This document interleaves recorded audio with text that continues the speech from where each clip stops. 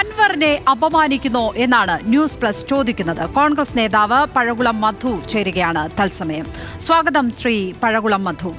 അൻവറിന്റെ സാധാരണയുള്ള വാർത്താ സമ്മേളനങ്ങൾ കാണുമ്പോൾ ഉള്ള ഭാഷയൊന്നുമായിരുന്നില്ല ഇന്ന് അദ്ദേഹം പ്രയോഗിച്ചത്. ആ തരത്തിലുള്ള എന്തെങ്കിലും തരം ധാർഷ്ട്യമോ എന്തെങ്കിലും തരത്തിലുള്ള ആരോപണങ്ങളോ വെട്ടൊന്ന് മുറി രണ്ട് എന്ന ലൈനോ ഒന്നും ആയിരുന്നില്ല. അക്ഷരാർത്ഥത്തിൽ അദ്ദേഹം കരയുന്നത് പോലെയാണ് തോന്നിയത്. എന്നെ വസ്ത്രാക്ഷേപം ചെയ്ത് വെളിയിലേക്ക് ഇറക്കി വിട്ടു വി.ഡി. സതീശൻ എന്നാണ് പറയുന്നത്. എന്നെ കൂടെ കൂട്ടാതിരിക്കാൻ എന്താ ചൊറിയോ ചിരങ്ങോ ഉണ്ടോ എന്നാണ് അദ്ദേഹം വാവിട്ട് ചോദിച്ചത്. സത്യത്തിൽ കഷ്ടമല്ലേ?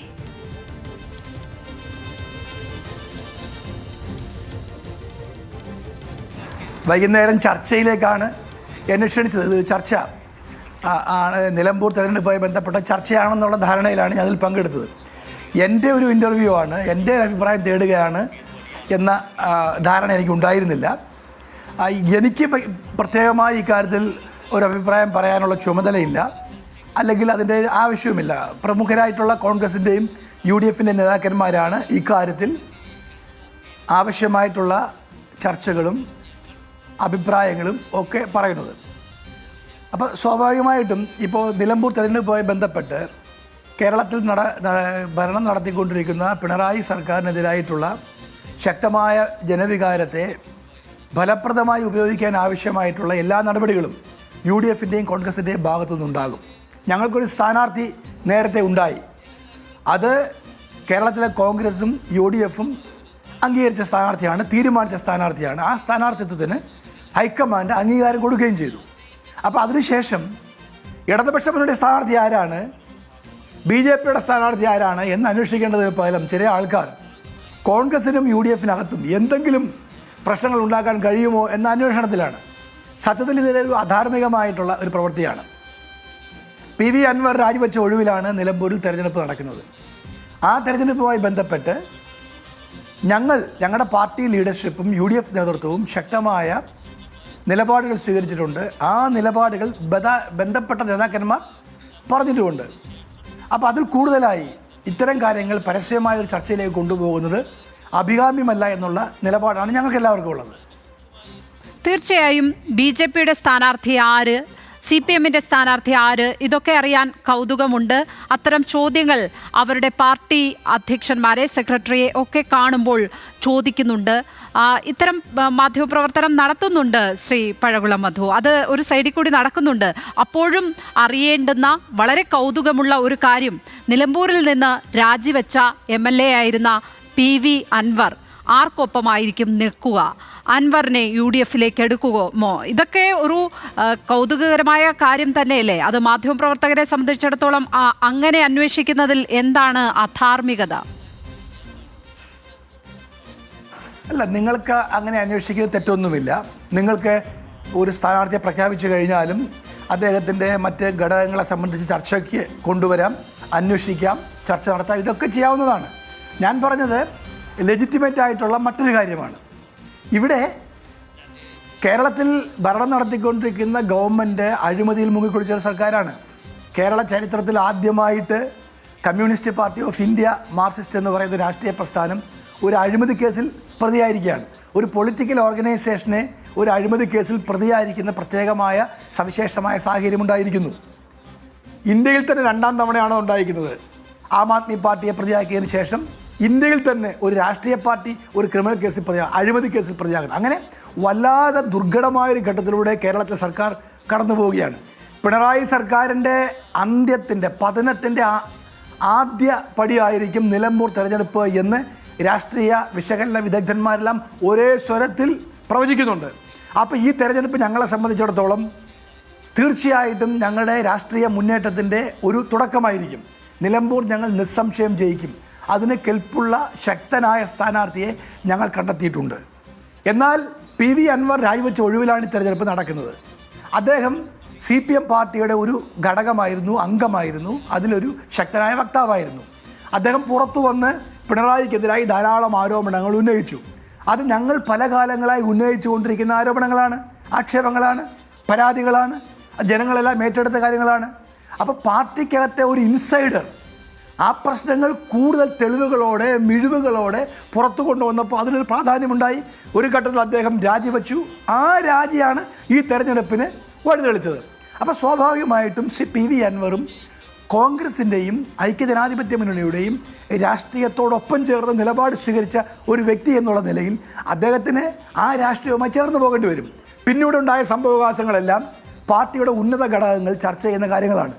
അത് KPCC പ്രസിഡൻറ്റും പ്രതിപക്ഷ നേതാവും UDF കൺവീനറും അങ്ങനെയുള്ള പ്രമുഖരായ നേതാക്കന്മാരും മറ്റ് പ്രധാനപ്പെട്ട നേതാക്കന്മാരുമെല്ലാം ചർച്ച ചെയ്യുന്ന കാര്യമാണ്.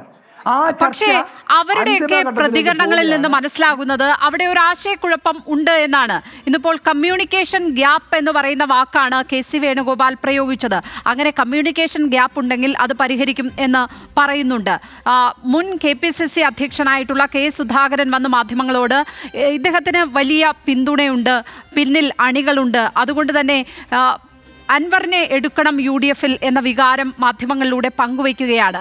VD സതീശനാകട്ടെ ഇന്നലെ പറഞ്ഞതിൽ നിന്ന് ഒരു ഇഞ്ച് മാറ്റമില്ലാത്ത പ്രതികരണമാണ് നടത്തുന്നത്. അപ്പോൾ ആ വിഷയത്തിൽ ഒരു കൺഫ്യൂഷൻ ഉണ്ട് എന്നും നേതാക്കൾ പല തട്ടിലാണ് എന്നുമുള്ള ഫീലിംഗ് ആണ്, അതല്ലെങ്കിൽ അങ്ങനെ ഒരു ചിത്രമാണ് പുറമേക്ക് കിട്ടുന്നത്. ഒരുപക്ഷെ ഇതൊരു ചർച്ചയുടെ ഭാഗമായിട്ടായിരുന്നു താങ്കളുടെ ഈ ചോദ്യമെങ്കിൽ, അല്ലെങ്കിൽ മറ്റ് രാഷ്ട്രീയ പാർട്ടി പ്രതിനിധികളുടെ നിലപാടിന് ശേഷമായിരുന്നെങ്കിൽ ഒരുപക്ഷെ എനിക്ക് ഇത്തരം കാര്യങ്ങൾ അഭിപ്രായം പറയാൻ സാധിക്കുമായിരുന്നു. ഇത്തരം കാര്യങ്ങളെക്കുറിച്ച് ഞങ്ങൾക്കെല്ലാം നല്ല വ്യക്തതയുണ്ട്. ബഹുമാനനായ KPCC പ്രസിഡൻറ്റിൻ്റെയും പ്രതിപക്ഷ നേതാവിൻ്റെയും മുൻ KPCC പ്രസിഡൻറ്റിൻ്റെയും അല്ലെങ്കിൽ മുൻ പ്രതിപക്ഷ നേതാവിൻ്റെയൊക്കെ അഭിപ്രായങ്ങൾക്ക് മറുപടിയായി പരസ്യമായി ഇത്തരമൊരു ചർച്ചയിലൂടെ ഒരു ഇൻ്റർവ്യൂവിലൂടെ എനിക്ക് നിലപാടുകൾ പറയാൻ എനിക്ക് പരിമിതികളുണ്ട്. അതുകൊണ്ട് നിർഭാഗ്യവശാൽ താങ്കൾ എന്നെ ഒരു ചർച്ചയ്ക്ക് ക്ഷണിച്ചിട്ട് എൻ്റെ ഒരു ഇൻ്റർവ്യൂ എടുക്കുന്നത് ഒരു റിലവൻസ് ഇല്ല, ഇറിലവൻ്റ് ആയിട്ടുള്ള ഒരു ഫാക്ടറാണത്. അപ്പോൾ എൻ്റെ ഒരു അഭിപ്രായത്തിന് അവിടെ പ്രസക്തിയുമില്ല. ആ അഭിപ്രായം പറയേണ്ട ഉന്നതന്മാരായ നേതാക്കന്മാർ അഭിപ്രായം പറയും. ശ്രീ അൻവർ പ്രതിപക്ഷ നേതാവുമായും അല്ലെങ്കിൽ പാർട്ടി ലീഡർഷിപ്പുമായും UDFുമായും നിരവധി ചർച്ചകൾ നടത്തിക്കൊണ്ടിരിക്കുകയാണ്. അദ്ദേഹം അവസാനം പറയുകൊണ്ട് അദ്ദേഹത്തിന് ബഹുമാനനായ കോൺഗ്രസിൻ്റെ ഹൈക്കമാൻഡിൻ്റെ പ്രതിനിധിയായിട്ടുള്ള ശ്രീ KC വേണുഗോപാൽ അദ്ദേഹം കേരളത്തിലെത്തുമ്പോൾ അദ്ദേഹത്തെ കാണാൻ ആഗ്രഹം പ്രകടിപ്പിച്ചു, ഇന്ന് രാത്രി കാണുമെന്ന് പറയുന്നുണ്ട്.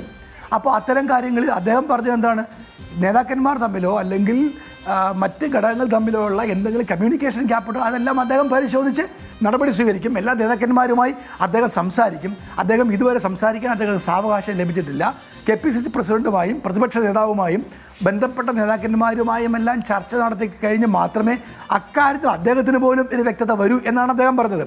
അപ്പോൾ അത് ഒരു ഹയർ ലെവലിൽ അത്തരം ഡിസ്കഷൻ നടന്നുകൊണ്ടിരിക്കുകയാണ്. അപ്പോൾ അതുകൊണ്ട് എൻ്റെ ഒരു പ്രസ്താവനയ്ക്കോ നിലപാടിനോ യാതൊരു റിലവൻസും ഇല്ലാത്തതുകൊണ്ട് അത്തരം കാര്യങ്ങളിൽ കമൻറ്റ് ചെയ്യാൻ ഞാനിപ്പോൾ അശക്തനാണ്.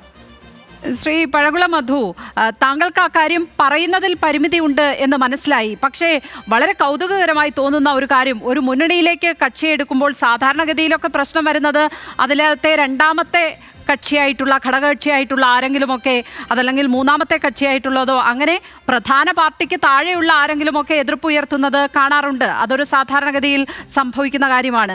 ഇവിടെ ലീഗ് അടക്കമുള്ള പാർട്ടികൾക്ക് പണ്ടേ ഓക്കെയാണ് PV അൻവർ എന്ന് പറയുന്ന ആൾ. അവർ അതുമായി ബന്ധപ്പെട്ട പ്രതികരണങ്ങൾ ആ നിലയ്ക്ക് തന്നെയാണ് നടത്തിയിട്ടുള്ളത്. ഇവിടെ പ്രശ്നം കോൺഗ്രസിനകത്താണ് എന്നുള്ളതാണ് മനസ്സിലാകുന്നത്. അതിൽ തന്നെ VD സതീഷിൻ്റെ കടുംപിടുത്തം ആണ് എന്നുള്ളതാണ് പുറമേക്ക് അത്തരത്തിലാണ് കിട്ടുന്ന ഒരു ഫീൽ. അതാണ് ഇതിൽ ഒരുപക്ഷെ താങ്കൾക്ക് ഈ പറഞ്ഞതുപോലെ അഭിപ്രായ പ്രകടനങ്ങൾ നടത്തുന്നതിൽ പരിമിതി ഉണ്ടായിരിക്കാം. പക്ഷേ അങ്ങനെ ഒരു ചിത്രം അത് ശരിയാകുന്നുണ്ടോ? പ്രത്യേകിച്ച് ഈ ചർച്ചകൾ അൻവറിൽ മാത്രം വഴി മുട്ടി നിൽക്കുന്നത് കോൺഗ്രസിന് UDFന് ഗുണം ചെയ്യുമോ? എങ്ങും വഴിമുട്ടി നിൽക്കുന്നില്ല ലക്ഷ്മി പത്മ. ഞങ്ങളുടെ സ്ഥാനാർത്ഥിയെ പ്രഖ്യാപിച്ച് ഞങ്ങളുടെ നേതാക്കന്മാർ പ്രചരണമായി മുൻപോട്ട് പോവുകയാണ്. അത് പ്രതിപക്ഷ നേതാവ് അത് പറഞ്ഞത് ശരിയാണോ? ഇതൊന്നും ഇറിലവൻ്റ് ആയിട്ടുള്ള കാര്യം, ഇതിലൊന്നും ഒരു പ്രസക്തിയുമില്ല. അതൊക്കെ ഞങ്ങൾ വളരെ മനോഹരമായി ഞങ്ങളുടെ നേതാക്കന്മാർ ആ കാര്യങ്ങളെല്ലാം പരിഹരിക്കും. അതിന് കെൽപ്പുള്ളവരാണ് UDFിൻ്റെയും കോൺഗ്രസിൻ്റെയും നേതാക്കന്മാർ. ഇപ്പോൾ ദോഷകെതിർക്കുകളായ ചില ആൾക്കാർ കോൺഗ്രസിലെ നേതാക്കന്മാരുടെ അഭിപ്രായങ്ങൾ വ്യത്യസ്തമാണ്, UDFിലെ ഘടകകക്ഷികളുടെ അഭിപ്രായം വ്യത്യസ്തമാണ്. ഇങ്ങനെയെല്ലാം അതിനെ വക്രീകരിച്ച് കാണിക്കാൻ വേണ്ടിയുള്ള ഒരു പരിശ്രമം നടത്തുന്നുണ്ട്. പക്ഷേ ഇതൊന്നും ഫലമാകില്ല. ഞങ്ങൾ ജയിക്കാൻ പോകുന്ന ഇലക്ഷനാണിത്. ഞങ്ങൾ കേരളത്തിലെ എല്ലാ ബൈ ഇലക്ഷൻ ജയിച്ചിരിക്കുന്നു. കേരളത്തിലെ സർക്കാരാണെങ്കിലോ ഏറ്റവും ജനങ്ങളെ അവഗണിച്ച ഏറ്റവും അഴിമതിയിൽ മുങ്ങിക്കുളിച്ച ഒരു സർക്കാരാണ് ഈ സർക്കാർ. വ്യക്തമാണ് താങ്കളുടെ നിലപാട് ശ്രീ പഴകുളം മധു. ഏതായാലും താങ്കൾക്ക് ചില കാര്യങ്ങൾ തുറന്നു പറയുന്നതിൽ പരിമിതിയുണ്ട് എന്നാണ് വ്യക്തമാക്കിയിരിക്കുന്നത്. അതിനിടയിലും ഈ കാര്യങ്ങൾ വന്നിവിടെ സംസാരിച്ചതിന് വളരെയധികം നന്ദി. ന്യൂസ് പ്ലസ് ഇവിടെ പൂർണ്ണമാവുകയാണ്.